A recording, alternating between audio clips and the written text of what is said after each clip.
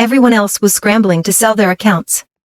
But there I was, staying up all night, saying my goodbyes to the NPCs. People joked that I'd lost it, treating NPCs like actual people. Then the day came, the game's dungeons merged with the real world. And those so-called NPCs became the ultimate bosses in reality. While everyone else was running for their lives, I was sitting in my yard, fishing and enjoying a hot pot. Bosses? What bosses? Those are my buddies. The news hit like a bombshell. Sword World, the game that had taken the world by storm, was shutting down in 24 hours. The moment the announcement dropped, players everywhere rushed to sell their accounts. My roommate Sarah was no different. You should sell yours too, she urged. Might as well make some money back while you still can. But I couldn't do it. This wasn't just a game account to me. It was a reminder of everything I'd been through, a source of comfort during my hardest years. To me, it was priceless. When Sarah suggested we sell our accounts together as a bundle, I politely turned her down and logged into the game by myself. If this was the end, I wanted to say goodbye properly. After all, this game had been with me for 5 long, difficult years. I followed my usual routine. I harvested the vegetables in my little virtual garden, tidied up, and got everything in order. Then, I set off to visit the NPCs one last time. I spent every last coin in my account. I bought the stable boy his favorite pastries.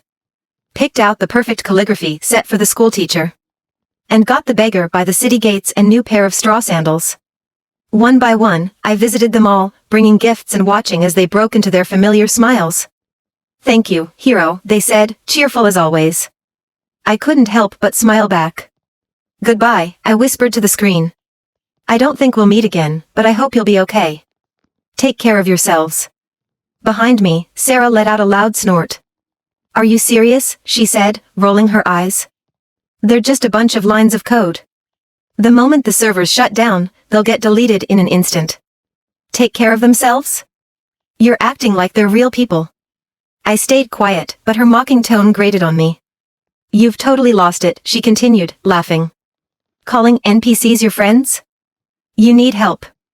Like, actual help. Maybe I should tell someone, get you checked out or something. Then she reached for my phone. Come on, stop being ridiculous. Just sell your account already. If we sell ours together, we'll get way more money. I shoved her hand away. I said no, Sarah. My voice was steady, but my patience was wearing thin. And for the record, I added, staring her down, friends are the ones who bring you comfort and joy. These NPCs did that for me when no one else did. So yeah, they're my friends. Deal with it. As we argued, the clock quietly struck midnight. I glanced at my phone, and my heart sank. The game had logged me out. The servers were officially shut down. No more Sword World. No more NPCs. And worst of all, I hadn't made it to Michael. Michael, the sensitive one, the one who'd probably take it the hardest if I disappeared without saying goodbye. I stared at the blank screen, guilt gnawing at me. But it didn't matter now. Sword World was gone, and there was nothing I could do. The day Sword World shut down, the wind outside was ferocious.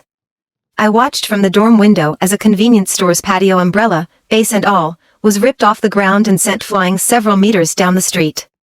The store clerk ran out, trying to grab it, but the wind shoved him back like a toy. Every news channel was looping coverage of the global storm. Experts took turns sharing their theories, but no one could explain it. Some people online were even saying it was the end of the world. Meanwhile, I stared at the dwindling food stash in our dorm room. The storm showed no signs of stopping, and I was running out of options. My supplies wouldn't last past tonight. Sarah, my roommate, didn't seem worried at all. She leaned back in her chair, scrolling through her phone. Told you should have sold your account when you had the chance. She smirked. I got a cool 80 grand for mine. Once the money's in my account, I'll be swimming in takeout, even if delivery fees shoot up to $100. She shot me a glance. You're on your own. Hope you enjoy starving. I ignored her. There was no point arguing. She clearly didn't realize that no one in their right mind would drop that kind of money on a game account after the servers shut down. It was almost definitely a scam. I got up, heading toward the bathroom to wash up when something strange happened. A cold, robotic voice echoed through the room. Sword World Dungeon successfully initialized. First mission, find Coco's favorite item near the village entrance. Time limit, 24 hours. Failure will result in erasure. I froze. Coco? I whispered. Sarah, on the other hand, rolled her eyes. What the hell? A mission? Who's pulling this dumb prank? I wasn't sure what to say. Coco was a name I knew. She was an NPC in Sword World. The granddaughter of the beginner village chief. A sweet little girl who loved playing hide-and-seek by the creek near the village gates. But this couldn't be real. It had to be some weird coincidence. Before I could think further, there was a loud, frantic knock at the door. Sarah sighed dramatically and stomped over to open it. Who is it? Standing there was Jessica, another girl from our dorm. She looked awful, her clothes were torn, and she was covered in blood. She wobbled unsteadily, clutching the doorframe for support. Help me, she gasped, her voice barely above a whisper. Then, before we could react, she collapsed, hitting the floor with a sickening thud. Behind her, standing in the hallway, was a little girl. She couldn't have been older than 6 or 7. With twin pigtails and a lollipop in her hand. She swayed slightly as she stared at us, her big, round eyes sparkling with an eerie light. Then she smiled. Big sister, she said sweetly, tilting her head. Did you find my favorite thing yet? Sarah jumped back in shock. Where did this creepy kid come from? Hey, where are your parents? I couldn't move. I couldn't even speak. The girl's face, her outfit, her voice, it was exactly like Coco.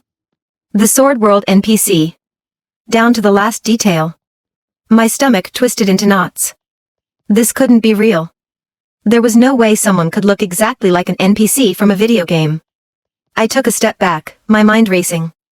But as I moved, something cold brushed against my leg. The chill shot through me like ice water. I looked down. Jessica.